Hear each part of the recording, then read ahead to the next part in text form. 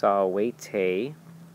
We're continuing in the middle of Juno's speech here to Aeolus. Going to see what she wants him to do to Aeneas's fleet, and she's got a little bribe in here too. Incute vim ventis submersas quab rue pupes, aut age diversos est disique corpora ponto. We'll stop there. Strike violence or force to the winds. Got an imperative here. Whim is the accusative of wis, very important word. Violence or force. And far is saying ventis is a dative with this verb incute.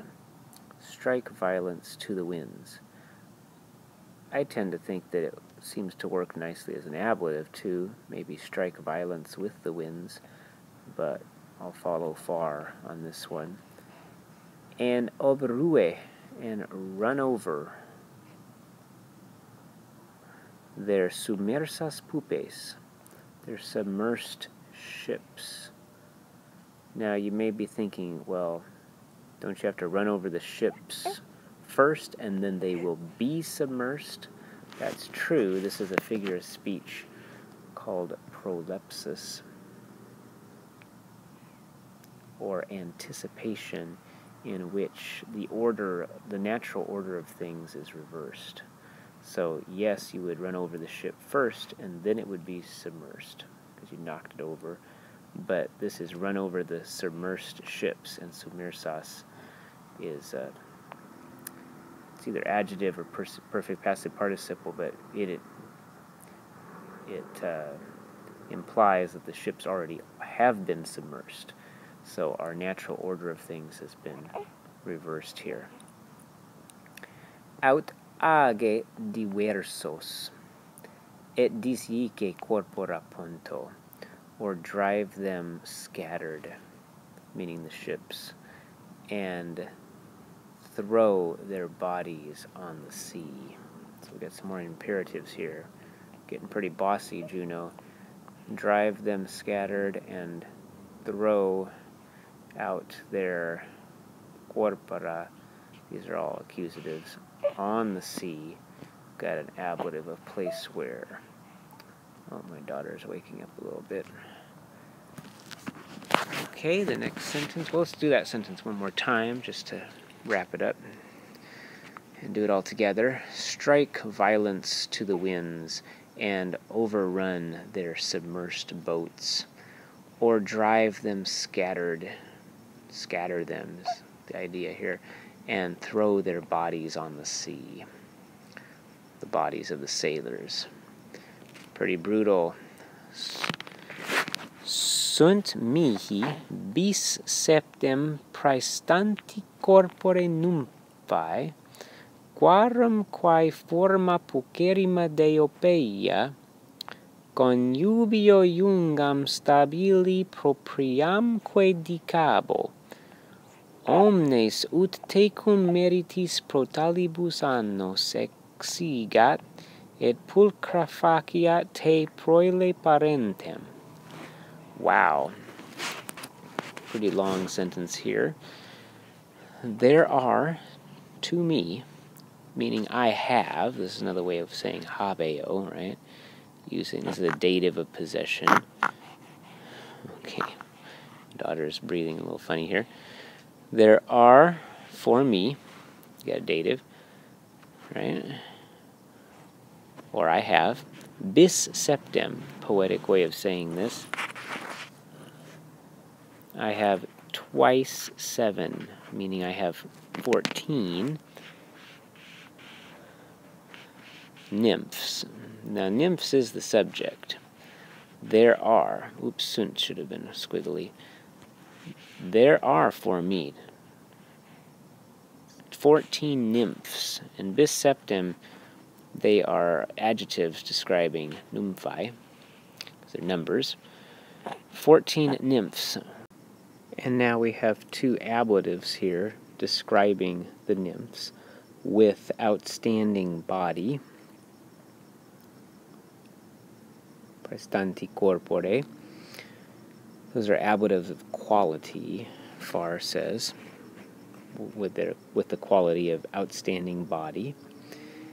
And now this next section is a little tricky. There's a couple ways we could do it. Quarum quae forma pucerrima deopeia connubio iungam. Okay, so let's take this here. This is a genitive, so you could say of which,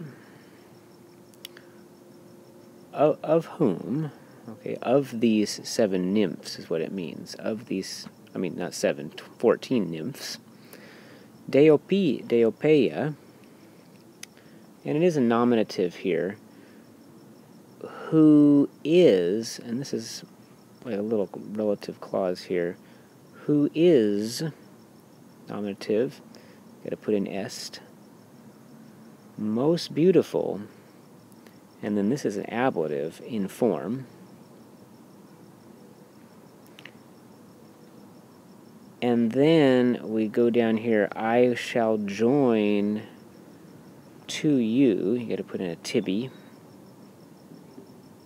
to you, Aeolus, connubio stabili, in stable marriage. Okay, a little confusing. There are, to me, 14 nymphs with outstanding beauty, of whom, of these 14, Deopeia, who is the most beautiful in form, I will join her, Deopeia, to you in a stable marriage. Hey, sounds like a pretty good offer, huh? Of these 14 nymphs, I'm going to join to you the one most beautiful in a stable marriage. First, it sounds like I'm going to give you all 14 nymphs to me, but, oh no, now in this line we know it's just one. But still, she's the most beautiful, right? Quite the bribe.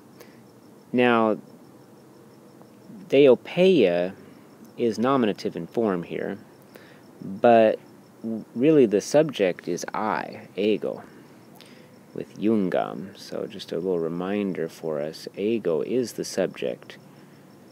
And Deopeia should really be in accusative, because I am going to join her to you in stable marriage.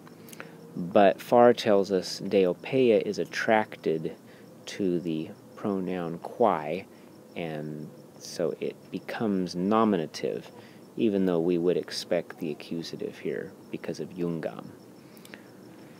You can take a look at his note.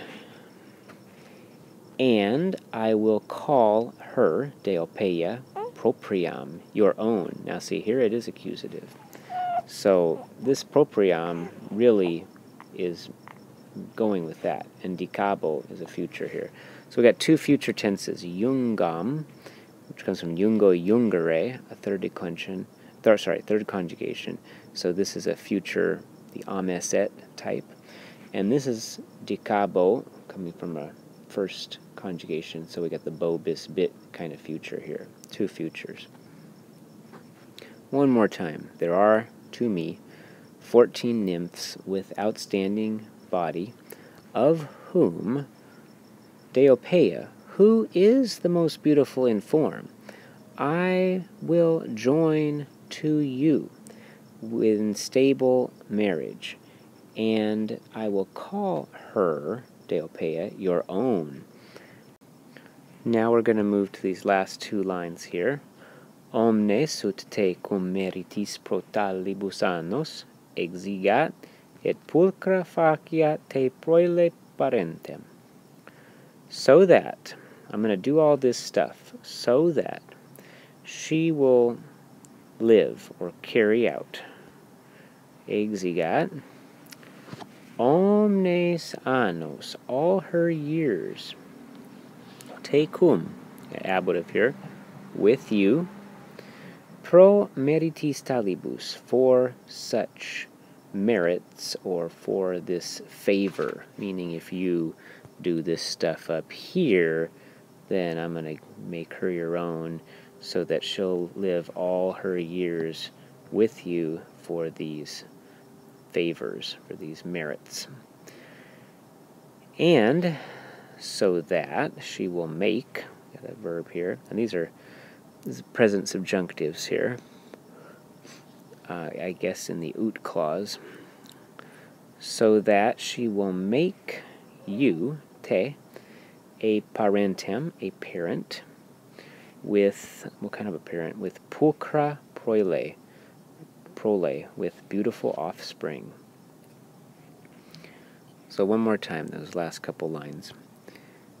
So that, I will do all this stuff here, so that she will live all her years with you for such merits, or for such earnings as you have done, favors, and she will make you a parent, a father, right, with beautiful pulchra offspring. Sounds like a pretty nice offer, Aeolus. I don't think you can refuse. Wale.